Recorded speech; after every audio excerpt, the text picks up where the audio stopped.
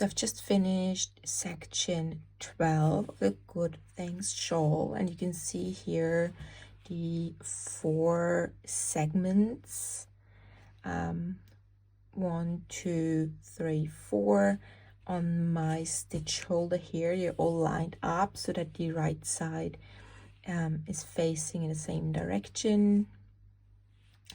And I'm going to now continue with section 13, which is the beginning of connecting those 4 segments by working segments in between them, and also 1 to the left of our segment A here. And I already started working that.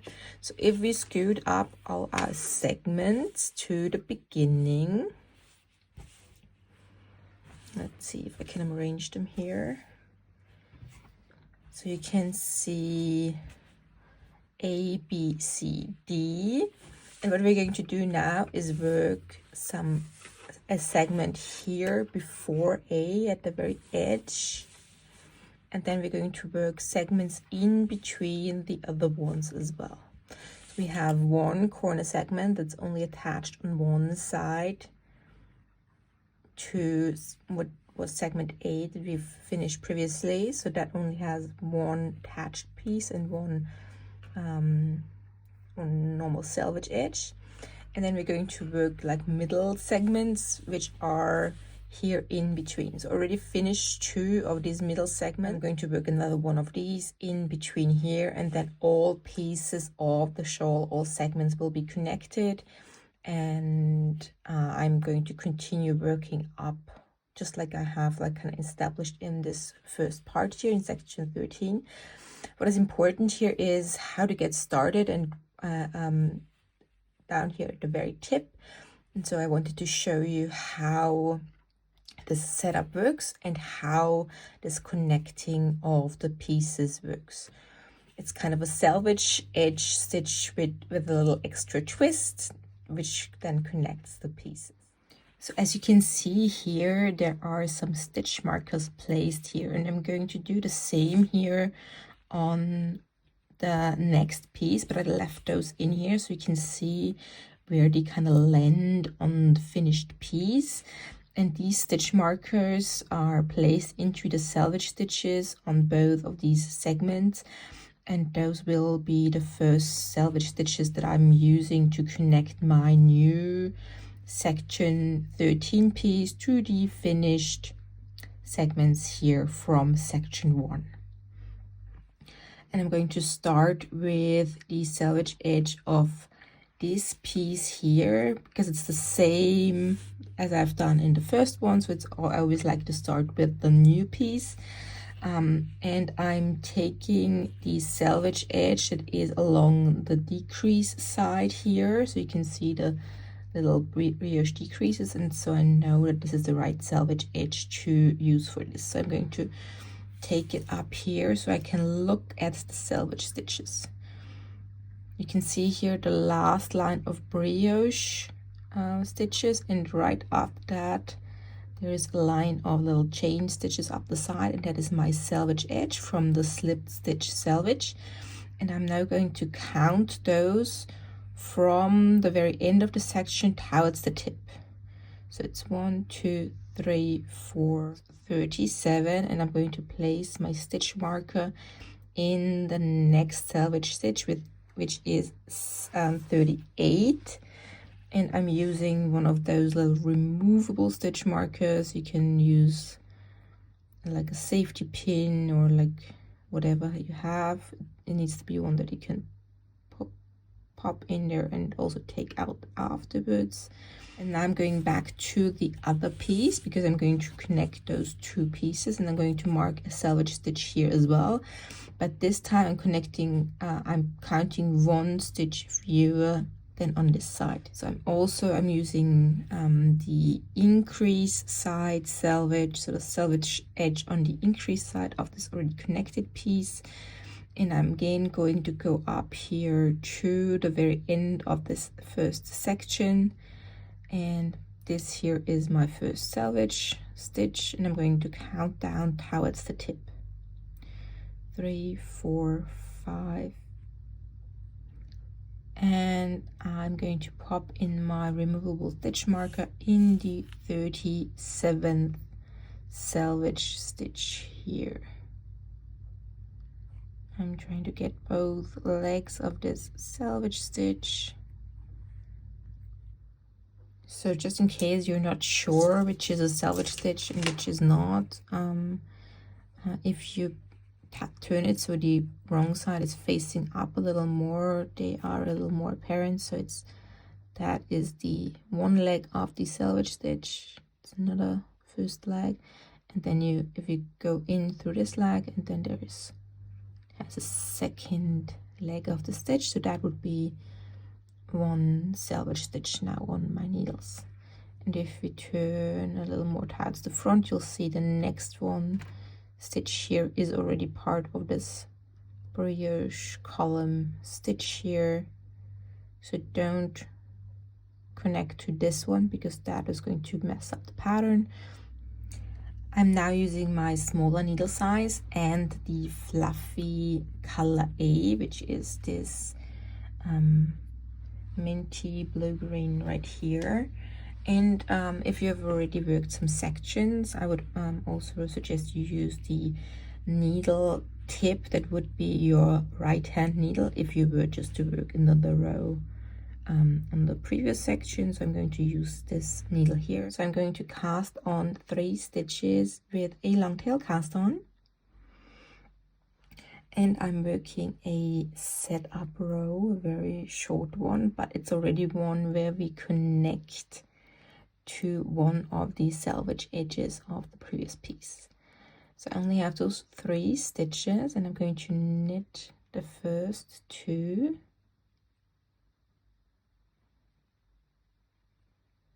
and I'm going to slip the third one purlwise and with yarn in back of the work. And now I'm picking up this new separate piece that's not been connected previously, where I marked the decrease side, and what we see here is the right side of the work, but our setup row is the wrong side, so I'm going to need to turn this to the wrong side as well, and I'm going to insert my needle through this marked selvage stitch from front to back, so from the wrong side to the right side. I'm going to insert it through both legs of my marked selvage stitch and just pick up that selvage stitch like that. And now I'm going to knit the slipped stitch and the picked up selvage stitch together with what is basically a slip knit. So we've slipped both stitches. And what I'm doing now is you can either slip them both to the left hand needle or just insert the left hand needle, and then I'm knitting them together through the back loop, and that's them connected. If you are worried about like losing track of it, which is your which is the selvage side that you need to pick up stitches from, you can just take another stitch marker. You could take this one out and plop another stitch marker a little further up on this decrease side here, so you know that you need to pick up stitches on this edge of the work and not on the other one. So we finished our setup row on the wrong side, and I'm turning to the right side.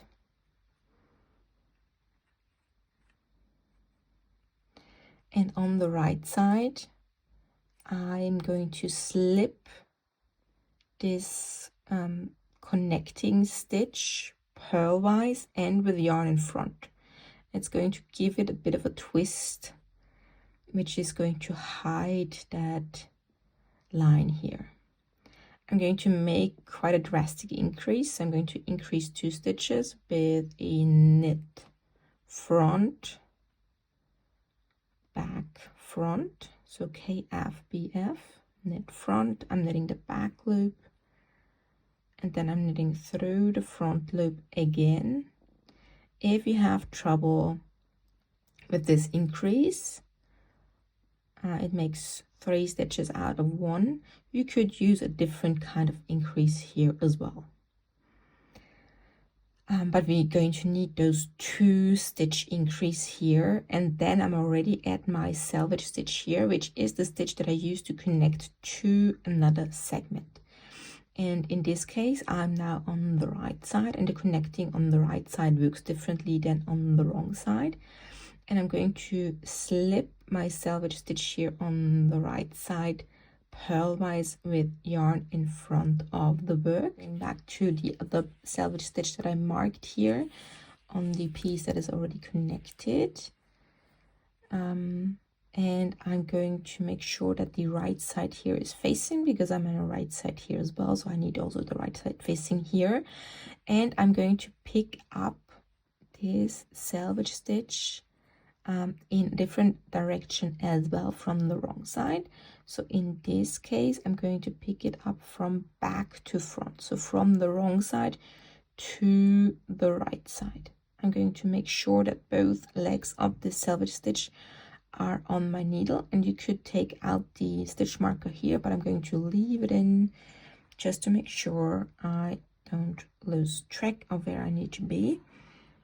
Then I'm going to take my second needle, and I'm going to, my yarn is still in front from my slip stitch with yarn in front.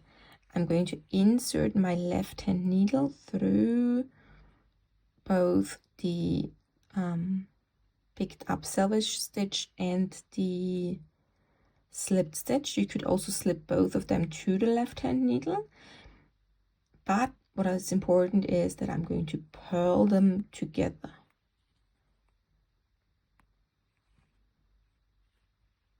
And I'm going to turn around to the wrong side. And on the wrong side, I'm now going to slip the stitch, so it's kind of, the yarn is already kind of in the back here from my purl two together, and I'm simply going to slip my first stitch purlwise with yarn in back. I'm going to knit until I reach the last stitch, which is the selvage and the connecting stitch here on my wrong side. And on the wrong side, I always slip this connecting stitch purlwise with yarn in back, and then I pick up the next selvage stitch. I pick it up from front to back, so from the wrong side towards the right side, and I'm knitting them together through the back loop. And I'm turning back to the right side. And on the right side, I always slip my first stitch purlwise with yarn in front. Then you may have to work a increase or a decrease in on this right side. So every other right side will have a decrease, and every right side always has an increase. The decreases are the beginning of the row and the increases at the end of the row, but this row doesn't have a decrease. So I'm going to knit until I reach the last 2 stitches, and then I make my increase, which is a knit front back, 1 stitch increase, and then I slip the last stitch on the right side, always purlwise with yarn in front. The beginning, it's always a little twisty and turny, and you're not quite sure where the pieces go, but after a few more repetitions, the pieces are just going to line up and lie flat and not going to twist up on you anymore. It's just the beginning that's a little fiddly until like the first few rows or the first set of this pattern repeat, and then it's going to get a lot easier. So I have just finished my right side rows, I need to, let's see, so the right side row ended with my slip slip stitch with yarn in front, and then I'm going to pick up another stitch here from this selvage edge from back to front, from the wrong side to the right side, and I'm going to purl the slip stitch and the selvage stitch together. I turn to the wrong side, and on the wrong side I slip the selvage stitch purlwise with yarn and back and knit until I reach the last stitch here on my wrong side. That's again the one that I used to connect the pieces, and I slip it with yarn in back and pick up the next selvage stitch, purl from front to back, so from the wrong side that I'm working on towards the right side, and knit those two together through the back loop. I turn back to the right side, and this right side again, it starts with slipping the first stitch purlwise with yarn in front, and this is one that has a decrease at the beginning, so I'm going to knit the first two stitches together. I knit until I reach the last two stitches of my row, and again knit front back increase, and then slip the last stitch of the row of this right side row purlwise with yarn in front. I'm looking for the next selvage stitch here on this side, pick it up from back to front, from the wrong side to the right side, and knit the picked up selvage stitch and my slip stitch together, and turn back to the wrong side. You can already start to see that the selvage stitches that we've created by knitting them or purling them together with the picked up selvage stitches are visible here on this wrong side. They're not visible on the right side. I'm slipping this one here on the wrong side purlwise with yarn in back, knit to the selvage stitch or last stitch here on the end of the wrong side row, slip it purlwise with yarn in back, turning a little to make sure I have the right part facing, so that's the wrong side facing here, and I'm picking that selvage stitch up from front to back from the wrong side towards the right side, and I'm knitting it together with the selvage stitch through the back loop. So that's kind of the pattern repeat finished. Again, you see here on the wrong side, you can see the selvage stitches that connect the two pieces. On the right side, they will not be so visible, so it's a little fiddlier here at the beginning, and so I'm going to show you on like one of the finished pieces. Let's see, I'll twist it up here. So on the right side, this is what it looks like on the right side.